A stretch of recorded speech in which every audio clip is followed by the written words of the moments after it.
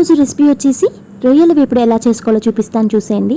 రొయ్యల్ని first మంచిగా wash చేసుకొని అందులోకి రుచికి సరిపడా కారం, ఉప్పు, పసుపు, అలాగే అల్లం వెల్లుల్లి పేస్ట్ వేసుకొని రొయ్యలకి ఇవన్నీ పట్టేలాగా అయితే కలిపేసుకొని పక్కన పెట్టేసుకోవాలి. ఇప్పుడు ఒక ప్యాన్ పెట్టేసుకొని అందులో ఆయిల్ వేసుకొని కొంచెం దాచిన చెక్క అలాగే ఇలాచి వేసుకున్న తర్వాత మనం మ్యారినేట్ చేసుకున్న రొయ్యల ముక్కలను అయితే ఇందులో వేసుకొని మీడియం ఫ్లేమ్లో దగ్గరుండి కలర్ మారేంత వరకు వేయించుకోవాలి. ఇవి వేగేలోపు మనమైతే ఇందులోకి మసాలా పేస్ట్ని ఎలా చేసుకోవాలో చూపిస్తాను చూసేయండి.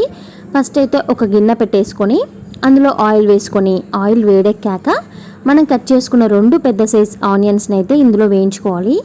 ఆనియన్స్ అనేవి మనకి గోల్డెన్ కలర్ వచ్చేంత వరకు వేయించుకోవాలండి. దాని తర్వాతే మనం ఇందులోకి టమాటాలను అయితే యాడ్ చేసుకోవాలి.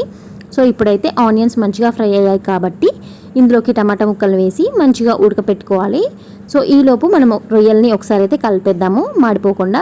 చూసారు కదా, ఇలా ఉడికాక మంచిగా పేస్ట్లా అయితే చేసుకోవాలి.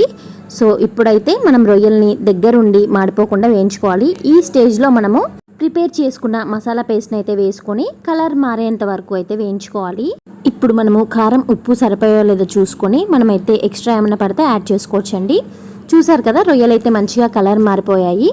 ఇంకా లాస్ట్లో కొంచెం ధనియాల పొడి, కొంచెం గరం మసాలా, అలాగే కరివేపాకు, కట్ చేసిన 2 పచ్చిమిర్చి ముక్కలు అయితే వేసుకొని ఒక 2 మినిట్స్ అయితే వేయించుకోవాలి.